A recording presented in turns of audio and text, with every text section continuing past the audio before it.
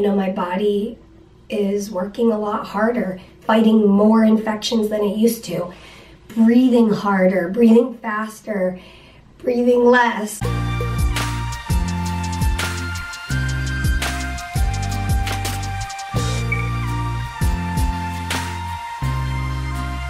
Good morning! Hi guys. Look what came in the mail. She got her Relizorb. It's the enzyme cartridge that her fuel goes through. And we are just getting ready to edit the vlog, and there's having some fried rice, and that's what's up. It's been kind of a not so great morning. I just haven't felt well, getting a headache. I've been getting a headache every day for the last week or so. And I started getting nauseous. I was just a mess. She was a mess. But I'm starting to feel a little bit better, and I'm planning on working for a little bit on store stuff. And we'll do the vlog, and that's all we'll do. Alright guys, we've just been working hard on store stuff today. Took a bunch of stuff to the post office, but Mary is... I took meds and my head is feeling a lot better now. And my timer just went off, so that means pause my feed and flush my line. Pause my feed, flush my line. It's stuck in my hair. This is really tricky.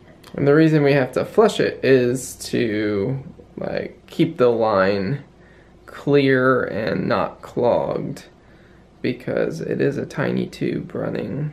Ooh, speaking of not her, clogged, why is this not working? Down her body. Do you have it clamped? No. Oh boy. Please don't be clogged.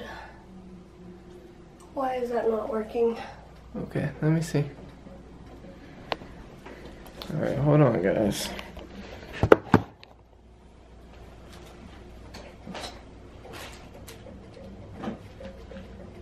Okay, there it goes. That was scary. Was it? I don't know. Maybe I wasn't pushing hard enough. Weird. That was weird. Okay, it's not clogged. Okay, we're good. Ooh, it just squirted at me. Unclamp and run. Glamorous. You look like a mess. I am a mess. Here, let me help you out with that hair of yours. I mean... You alright? Yep. Okay. Oh. Oh. Oh. Oh, running low. Oh. Okay, let me go grab some fuel. We're a mess. We're a mess. Hey guys, we have been hard at work today, and I went out this evening just to change of scenery and work on my sermon for a bit for Sunday. And I went to Starbucks for a little while, and then I came home, and just in time for Mary and I to watch Shark Tank, and she has been working hard on making t-shirts and packing them for you guys, and she told me to check out what's in the guest bedroom, so I haven't been in here, so let's see. Look at this! She has made a bunch of t-shirts and they're laying on the guest bed. Good job, baby! They're ready for She takes off the outer portion, and then I take the X-Acto knife and take off the inner portion. So, good job, baby. Whoop, we have tons of orders going out. Yeah. Tons. Tons and tons. We also got tons of orders tonight, so that's exciting. We'll keep on going. Yeah, so thank you guys so much for your orders, your support, and for being part of the Frey Life family. It's fun to share a piece of us all over the world. And I love reading your notes that you leave us. And sometimes it breaks my heart, because sometimes you share deep stuff with us. Yeah. But tomorrow is IVIG day, so yeah. This will be your first time doing it on your own. Yep. Cool. And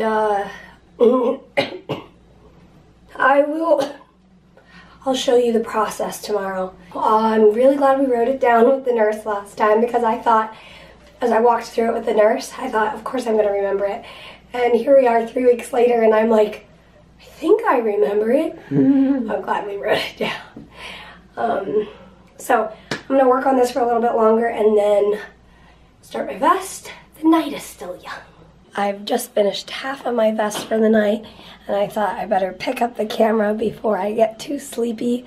I wanted to say that I was feeling really poorly earlier. My lungs weren't well. I was feeling nauseated. What else? I just was like, I was not feeling good. Oh, my head was hurting. I was just like in bed and kind of bummed out because I wanted to do stuff today and there was nothing I could do to change how I was feeling. And I did all the things I could do to help myself feel better. So I just laid there because that's all I could do at the moment. And I am so grateful because later in the evening I started feeling a little bit better, and I have been in like supercharged mode. And I was able to like organize the kitchen cabinets, clean some dishes, work on a bunch of store stuff, and I just felt super productive, and I was really thankful for that because this morning I thought, oh, I guess today's a poo day because I'm not going to be able to do anything, but I am really surprised and really thankful I was able to do stuff. So that's my little update. And Peter was thinking we could do a little feeding tube Q&A. So, what are your Q's? My Q's? Mm-hmm. I'll see if I can come up with some A's for you. 1, can you eat while you have a feeding tube? Yes, I can. It's encouraged.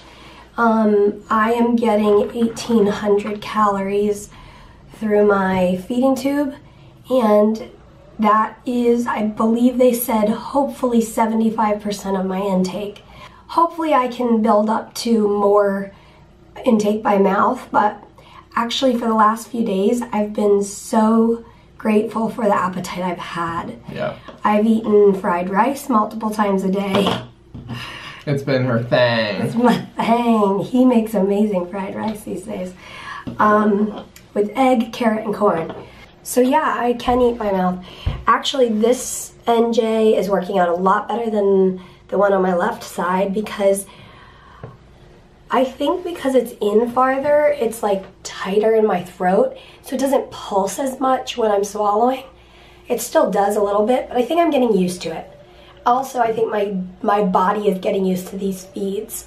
My gut seems to be handling it better than the first time around.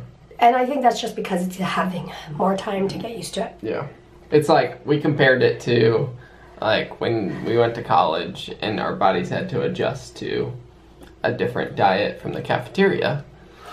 Yeah. Mary's body's adjusting to a different diet via her fuel.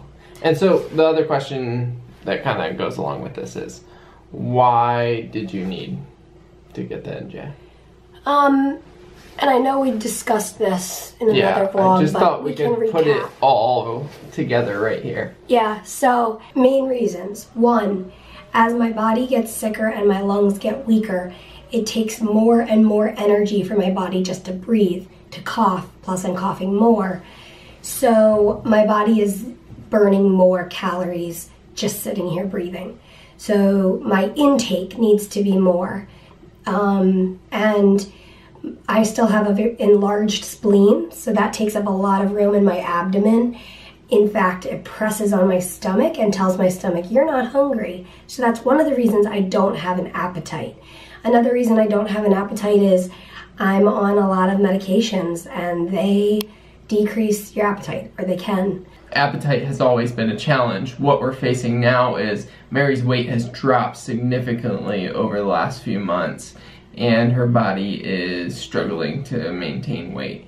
And because of that, and we know her body needs these calories to be able to fight, and we're still trying to figure out what's going on in her lungs, like if she's growing mycobacteria, and we're still waiting on the test results for all of that.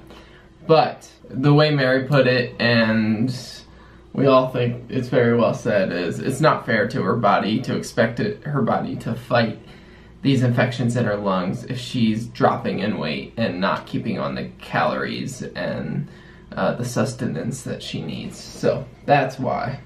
Yeah, and I think the biggest reason why the big change all of a sudden, I mean, even though I've had a very poor appetite for the last number of years, I've been able to maintain my weight. Even if it's a week where I'm eating very little, my body has been able to maintain weight. And that has been wonderful, and I'm really thankful for that. And as we've seen my weight drop, we realize there have been things that have changed, like what we've mentioned. You know, my body is working a lot harder, fighting more infections than it used to, breathing harder, breathing faster, breathing less, like all of these things that kind of combine to mean that I'm not holding my body weight like I used to. One thought is, our hope is maybe we can treat this mycobacterium, if that is in fact what my body is fighting. We're still in the process of figuring that out. If we're able to treat that, perhaps my body will, the fighting load will lessen a little bit. I don't know if that's true or not. So that's part of our hope, that this would be a temporary solution. If it does need to be more long term, we'll just take it one step at a time, and that kind of leads into kind of the big question that a lot of you have had is, why didn't we go with a J-tube or a G-tube, which is where it's surgically put into your stomach. Like through your abdomen wall and into your stomach or jejunum. So that you don't have this temporary NJ, which is nasal. So, you want to answer that? The reason is that my lungs are not in a good place to go through any sedation right now. If you've been around for a month or two at least, you couldn't think back to when I had just come out of port removal, port placement, endoscopy, and bronch. And after that sedation, like my oxygen wasn't staying stable, and it made my lung function drop, and those were things that needed to be done. And so we needed to do those, and we did them, and we worked through, and we recovered as well as we could. But that being said, it would not be wise for me to go under sedation right now. And since this is an option, this is the tool that we need to use for now. If we need to go with a permanent option in the future, that will be something that we'll talk with my doctor about, and as a team we'll figure out the best possible solution. And I'm totally open to a permanent option. It's just right now we think it's wisest, and I mean the whole team thinks it's wisest, to avoid sedation for Mary. So that's where we're at. Where are you at in the world? Tell us in the comments below. What's the hardest part for you? The hardest part is probably like the sensations that I have, like when I'm coughing and it starts sliding out a little bit, or this one is a lot less gaggy than my last one. When I used to wake up in the morning for those 7 mornings I had my old one, it was such a short time, it was really gaggy in the morning, and that was really difficult for me because I couldn't control it. Of course I'm coughing, and this is making me gag more, so it was just not a good combo. But this one I'm so grateful is less gaggy. Keeping it taped down, honestly, it's like little things like that. Keeping it taped down is probably the most difficult part, and it's fine. It's not a huge deal. The skin irritation, that will probably become a challenge. It's only been in for, what day did I go in? Days. Tuesday, Wednesday, Thursday, Friday. Yeah, it's only been on for 4 days. So only time will tell how my skin will hold up with all the dressings, but it's our only option, so we'll do what we need to do. I've even considered like doing a week or two on this side and then pulling the tube onto this side. Of course, that would go across my nose. I have no clue if that would work. Oh, Ollie's having a dream. I think he's telling us that we need to go to bed. Okay, let's do that. So guys, just remember, don't forget to laugh every day. And as always, we will see you tomorrow. Good night.